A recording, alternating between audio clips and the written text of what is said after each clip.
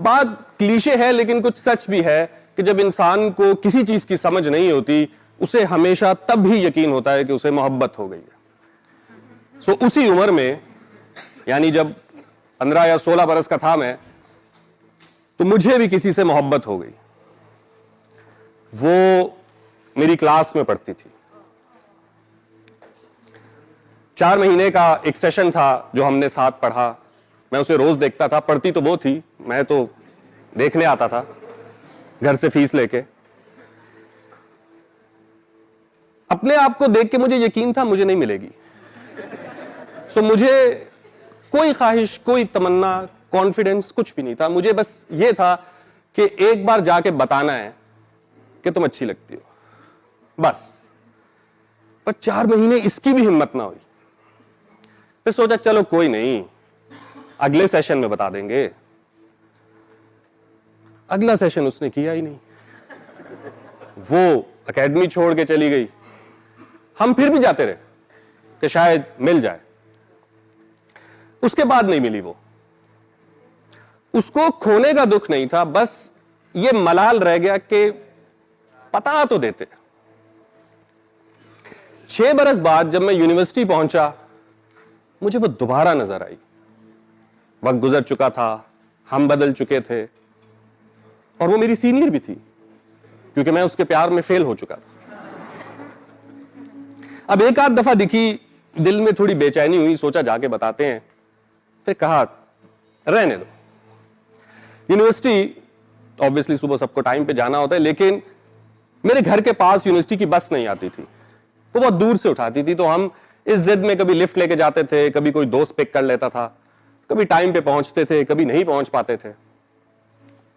واپسی البتہ جب میں آتا تو میں یونیورسٹی کی بس میں آتا, اور یونیورسٹی کی بس میں ایک بندہ بیٹھا ہوتا جس سے مجھے شدید چڑ ہوتی تھی, کیونکہ وہ واپسی پہ سارے رستے یہ کہہ رہا ہوتا تھا کہ جب ہر روٹ کی بس لوگوں کو گھر گھر اتار رہی ہے, ہم کیوں نہیں, ہمیں تحریک چلانی چاہیے.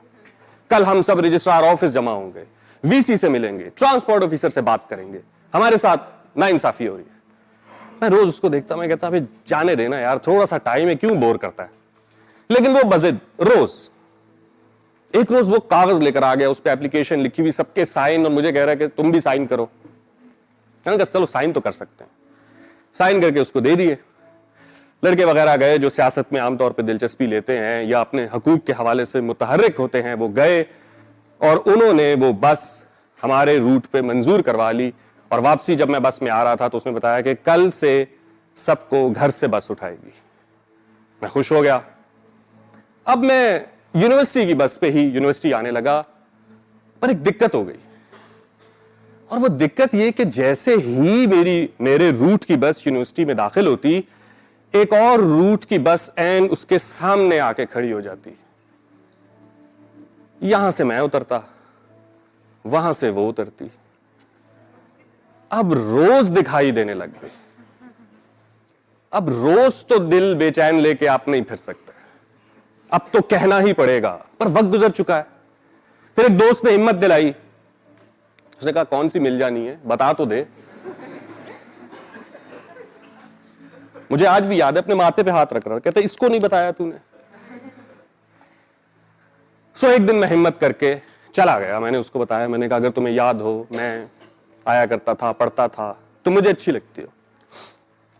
کچھ دن ہماری بات ہوئی, دوستی ہوئی, پر ہم دونوں مختلف دنیاؤں کے لوگ تھے.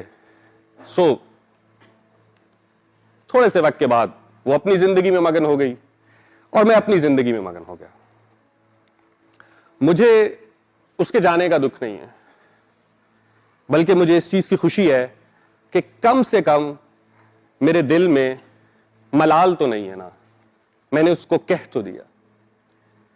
پر اس میں آپ ایک شخص کو بھول گئے جو بس میں روز میرا دماغ کھایا کرتا تھا کہ یونیورسٹی کی بس کو لے کے چلو. آج اگر وہ مجھے ملے تو میں کہوں گا کہ میں تمہارا دل سے شکریہ ادا کرنا چاہتا ہوں کہ تمہاری وجہ سے کم آج مجھے وہ ملال نہیں ہے.